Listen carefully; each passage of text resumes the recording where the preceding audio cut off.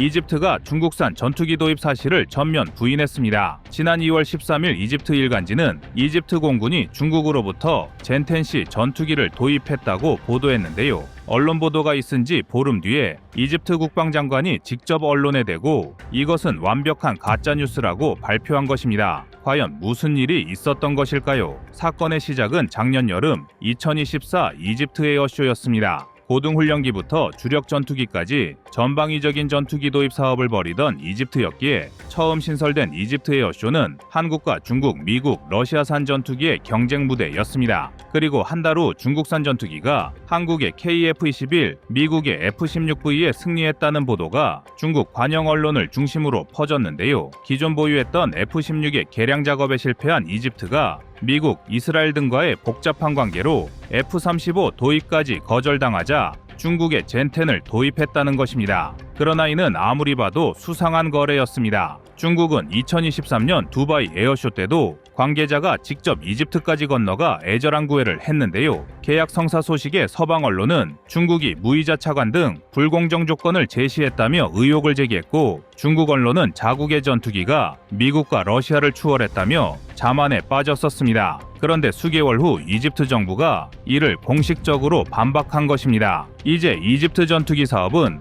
원점에서 다시 출발하게 되었는데요. 그래서 준비했습니다. 오늘은 중국산 전투기 수출 실패의 원인과 KF-21, FA-50의 수출 가능성에 대해 자세히 알아보겠습니다.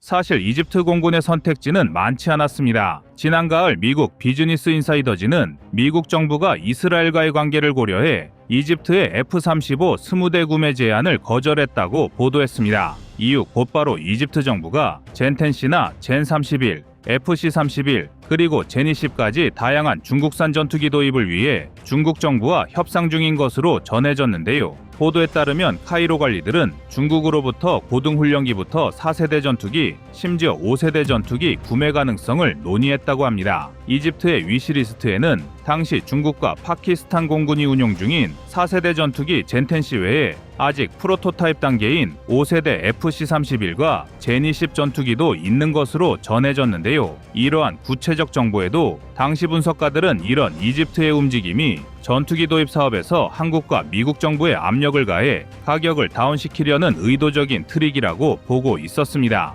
그러나 중국 쪽 언론의 분위기는 달랐습니다. 자국산 전투기, 그러니까 고등훈련기인 L-15부터 4.5세대 주력 전투기와 5세대 전투기까지 마치 항공전력 전 분야에서 미국과 러시아, 한국을 압도했다는 듯 축제 분위기에 들떠 있었습니다. 그런데 수개월 후 이런 꿈은 산산조각이 나고 말았는데요. 사실 얼마 전부터 이상한 조짐은 있었습니다. 작년 말 레바논의 택티컬 리포트지는 이집트 정부의 구애에도 베이징이 기술 유출을 고려해 자국의 5세대기 모델의 수출을 꺼리고 있다는 보도를 냈습니다. 한마디로 말이 안 되는 소리인데요. 이럴 거면 에어쇼마다 이집트 관계자를 따라다니며 공들였던 이유는 무엇이며 어차피 백긴 기술로 만든 전투기인데 갑자기 기술 유출이 우려된다는 것은 무슨 헛소리일까요? 따라서 이는 중국과 이집트 양국 정부의 전투기 도입 협상이 어느 순간 어그러졌으며 이러한 실패를 무마하려는 중국 정부의 밑밥 깔기로 보는 시각이 많았는데요.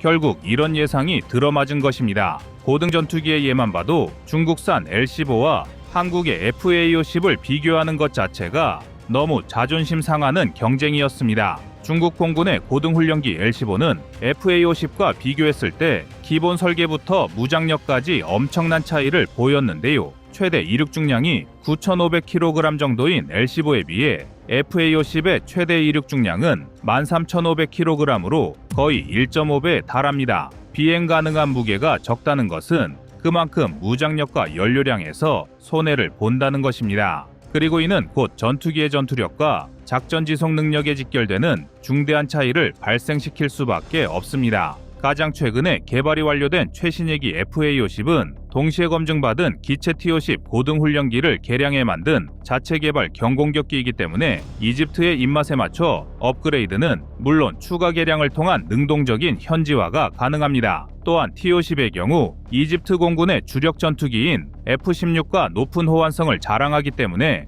교육 훈련에도 최적화되어 있다는 장점이 있습니다. 즉, 이집트 입장에서는 FA-50과 T-50을 도입하는 것만으로 9세대 전투기의 세대 교체는 물론 정비와 보급의 원활함, 그리고 교육 훈련까지 잡을 수 있는 효과를 노릴 수 있을 텐데요. 실제로 FA-50은 기본 성능은 물론 레이더 등 첨단 옵션까지 전 부분에 걸쳐 성능적 우위를 점하고 있습니다. 운용 목적을 경전투기가 아닌 고등 훈련기로 한정한다고 할지라도 T-50의 압도적 우세가 점쳐집니다. 사실 L-15가 가진 최고의 무기이자 장점은 바로 매우 저렴한 비용이지만 터무니없이 모자란 기초 성능이 발목을 잡고 있습니다. 세계 전투기는 이제 상향 평준화가 됐는데 L-15는 애프터버너조차도 없는 경공격기에 머물러 있습니다. 과거 T-50이 처음 개발되었을 당시에는 T-50의 높은 사양이 수출을 방해할 것이란 의견이 많았지만 전술했듯 실전에 투입되는 전투기의 성능이 올라가며 이제는 둘의 입장이 완전히 역전되어 버렸습니다. 만약 F-16이 주력 전투기인 이집트 전투기 조종사들이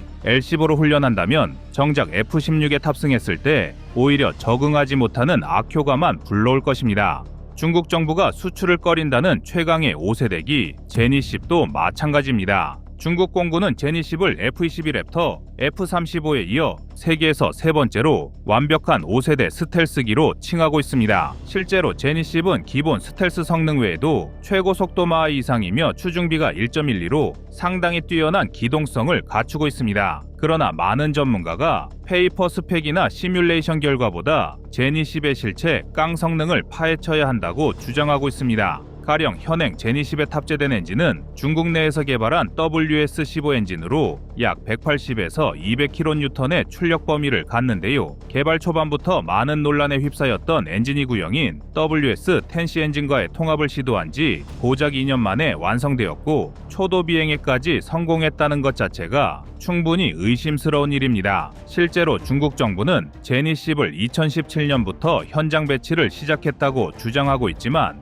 여전히 실제 운영 데이터는 공개하지 않고 있으며 갑자기 기술 유출 문제로 수출까지 거부한다는 발표에 의구심은 점점 증폭되고 있습니다. 주력 전투기라 할 수 있는 4.5세대기 젠10도 마찬가지입니다. 그동안 중국 공산당은 자국의 젠10C가 미국 F-15EX급이라는 터무니없는 주장을 해왔는데요. 중국 공군의 보유 대수가 비슷하다고 실전 성능, 전체 화력까지 미국에 비빌 수는 없습니다. 오히려 전문가들은 젠10을 F-15 전투기의 저급 버전으로 평가하고 있는데요. 이러한 평가의 주된 요인 역시 엔진입니다. 중국은 개발 중인 기체는 물론 현재 양산 중인 전투기에도 적당한 수준의 엔진을 공급하지 못하고 있다는 것이 전문가들의 분석입니다. 여기에 레이더 수급도 문제인데요. 중국은 그동안 자체적인 기술 없이 러시아 등의 외산 레이더에 기술을 의존해왔습니다. 그러나 최근 들어 중국의 기술 도둑질을 경계한 러시아가 전면 수출 금지 조치를 시행해버리면서 레이더 수급에 심각한 문제가 생긴 상황입니다.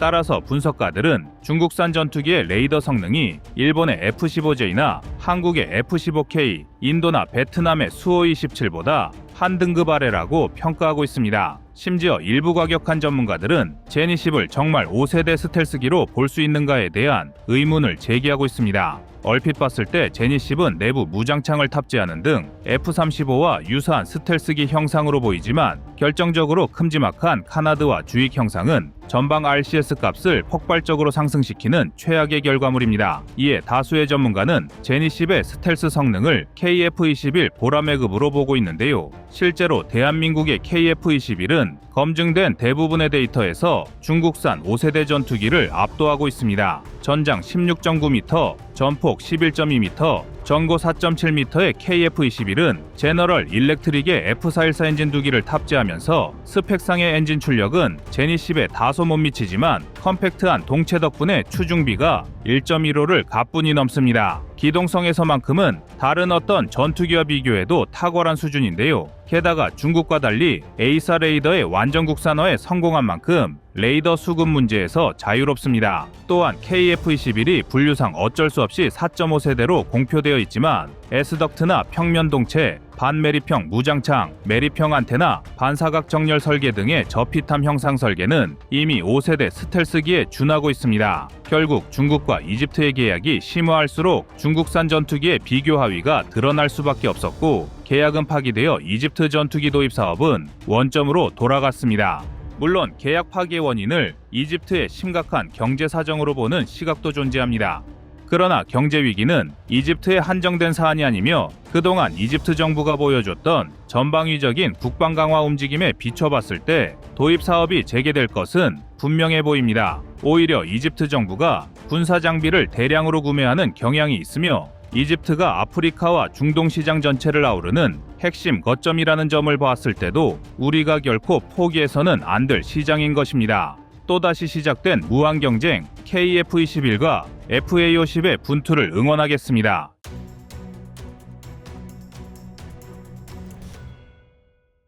다음은 25년 2월 28일 F-22 도입 논란 영상입니다. 작년 안에 미 공군이 퇴역시킨 항공기는 무려 310대에 달합니다. 사실상 대한민국 공군 수준의 항공전력을 새로 편성할 규모인데요. 마리 퇴역 항공기지 대부분 꾸준한 개량과 수명 연장 개조를 받은 덕에 다른 나라의 주력 전투기와 대등하거나 그 이상의 성능을 지녔습니다. 그럼에도 미국은 새로 도입할 전투기의 자리를 만들어주면서 퇴역 전투기의 기체 노후화를 이유로 과감한 퇴역 조치를 내리고 있는데요. 올해 퇴역시킬 규모도 만만치 않아 약 130대의 전투기가 은퇴를 기다리고 있습니다. 그리고 그 목록을 보면 정말 혀를 내두를 정도인데요. 가장 눈에 띄는 존재는 단연 현존 최강 전투기로 불리는 F-22A 랩터 32대입니다. 1990년대 중반부터 생산된 랩터의 기령은 이제 고작 30년, 여기에 이른바 글로벌 스트라이크 패키지 업그레이드 덕분에 공중전은 물론 제2담을 이용한 지상 정밀 타격도 가능할 만큼 성능이 우수합니다. 물론 퇴역 목록엔 블록 30부터 블록 40까지의 기체는 포함되지 않았는데요.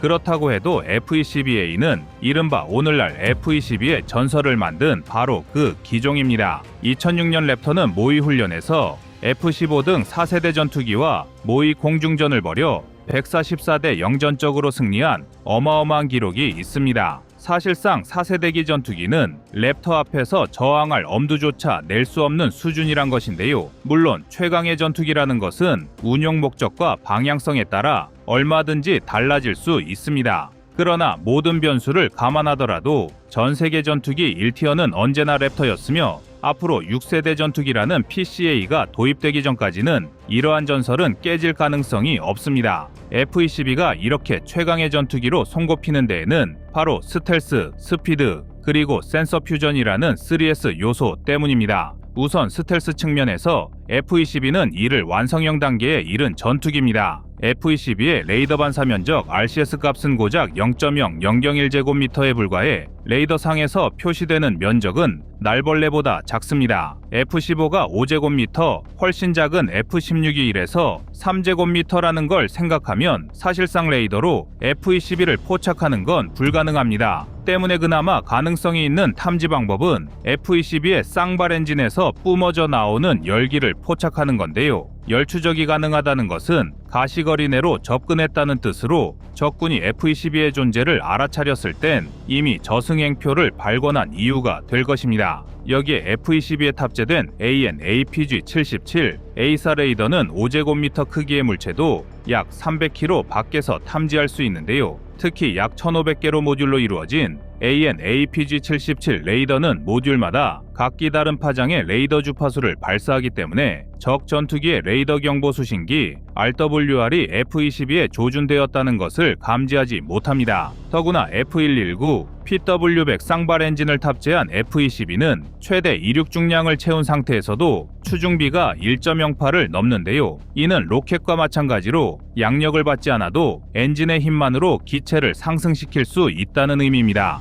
여기서 끝이 아닙니다. 1990년대 데뷔한 F-22는 이후 수많은 개량을 거친 끝에 기체의 초고 기동에 대응하기 위해 하늘의 슈퍼컴퓨터라고 불릴 만큼 고도로 발전된 전자제어 장치를 탑재했습니다. 실제로 F-22는 VHSIC 초고속 통합 서킷과 CIP 일반 통합 프로세서에 광섬유 데이터 케이블을 적용했고 이를 바탕으로 초당 105억 개 이상의 명령을 처리할 수 있습니다. 이를 기반으로 F-22는 일반적인 편대 비행 전술을 구사하지 않고도 독자적인 작전 수행과 기동이 가능한데요. 쉽게 말해 F-22 단일 기체 하나가 한개 비행 편대와 같은 수준의 작전 수행 능력을 보일 수 있다는 것입니다. 그럼에도 불구하고 미 정부는 몇 년 전부터 F-22 랩터 32대 퇴역기라는 사상 초유의 결단을 내리면서 미국의 동맹국들을 긴장하게 만들었습니다. 특히 대한민국 입장에서도 KF-21 120대 실전 배치가 완료되는 2032년까지 약 7년이 남은 상황에서 F-22를 도입한다면 그야말로 중국에도 밀리지 않는 압도적인 전력 강화가 가능합니다. 이번에 퇴역 대상에 오른 모델은 F-22 블록 20 개량형으로 1000파운드급 제2담 정밀유도 폭탄 등을 활용한 공대지 임무를 수행할 수 있는 모델입니다. 게다가 2기의 외부 연료 탱크를 탑재할 경우 항속거리만 3000km에 육박해서 글로벌 스트라이크, 다시 말해 범지구적 타격이 가능해졌습니다. 이는 서울을 기준으로 중국을 관통해 티베트까지 도달할 수 있는 거리인데요. 즉 F-22를 보유하는 것만으로도 대한민국의 전략무기가 추가되는 셈입니다. 특히 이미 실전에서 검증된 F-22의 스텔스 성능은 중국 영공을 우리 마음대로 농락할 수 있는 수준입니다. 일례로 F-22는 2014년부터 2015년까지 S-300 대공 미사일과 판치르 등 러시아가 자랑하는 최강의 방공 시스템이 도배되어 있던 시리아에 200회가 넘는 정찰과 공습 임무를 수행했는데요. 그러나 시리아군은 물론 러시아군도 단 한 번도 F-22를 탐지하지 못했습니다. 이뿐만 아니라 지난 2017년에는 시리아 상공에서는 F-22가 유관 식별이 가능한 600m까지 무려 15분간이나 정부군 소속 수호이 24를 추적했음에도 표적이 된 전투기는 물론 지상의 그 어떤 방공망도 F-22의 존재를 알아차리지 못했습니다. 그런데 이러한 무시무시한 전력을 퇴역시킨 이유는 다름 아닌 유지비 때문이었습니다. 전술한 대로 F-22 한 대의 연간 유지비는 최대 약 3,700억가량으로 엄청난 성능에도 불구하고 양산 7년 만인 2012년 생산이 중단되었습니다. 생산 라인이 축소되었으니 부품과 수리 공정, 그리고 스텔스 성능 유지를 위한 정기적인 전자파 흡수 도료 도포 등 온갖 문제가 겹쳐 이후 F-22는 돈 먹는 하마가 되었습니다. 이러니 대한민국이 랩터를 도입한다고 할지라도 유지비가 부담될 수밖에 없습니다. 도가 지나친 미국의 간섭과 기술 기밀 유지도 문제입니다. 가령 지난 2017년부터 2022년까지 F-35A의 기체 결함은 매년 150건 이상이 발생했는데 미국은 수리를 위한 기체 개봉을 완전히 금지하고 있습니다. 때문에 모든 정비를 해외에서 수행해야 했고 이는 결국 유지보수 비용의 폭등으로 이어졌는데요. 물론 최근 이를 개선했다고야 하지만 F-35A의 초기 도입 비용은 1,060억 원 수준인데 반해 지난 수년간 운영 유지 비용에 사용된 예산은 대당 2,500억 원에 육박합니다. 만약 F-22를 도입한다 쳐도 자체적인 정비 능력을 보유할 수 없다면 상당한 예산이 눈먼 돈으로 낭비될 것입니다. 그리고 이는 자연스레 새로운 무기체계 도입의 축소로 이어질 텐데요. 하지만 유지비를 감당할 수만 있다면 이에 따른 이득이 결코 만만치 않습니다. 먼저 F-22를 운용하며 쌓는 경험을 결코 무시할 수 없습니다. 직접적으로 내부 소프트웨어 코드와 체계 통합 프로그램 등 핵심 요소에 접근할 수는 없겠지만 5세대기의 정점이 어떤 방식으로 구동하는지 파악하는 것만으로도 상당한 가치가 있습니다. 특히 블록2와 블록3를 거쳐 6세대기를 꿈꾸는 KF-21의 발전 계획을 봤을 때 대한민국에는 F-22를 통해 획득한 데이터가 돈으로 환산할 수 없는 굉장히 중요한 자료가 될 것입니다. 물론 아직까지는 도입의 가능성이 열려있을 뿐 확정된 사안은 없습니다. 미국은 여전히 미국을 제외한 어떤 나라도 F-22 이상의 전력은 불필요하다고 판단하고 있으며 중국을 상대하는데도 KF-21이나 F-35로도 충분하다는 입장을 유지하고 있는데요. 과연 대한민국 F-22 도입에 대한 여러분의 생각은 어떠신가요? 이상 꺼리튜브의 두 번째 미션이었습니다.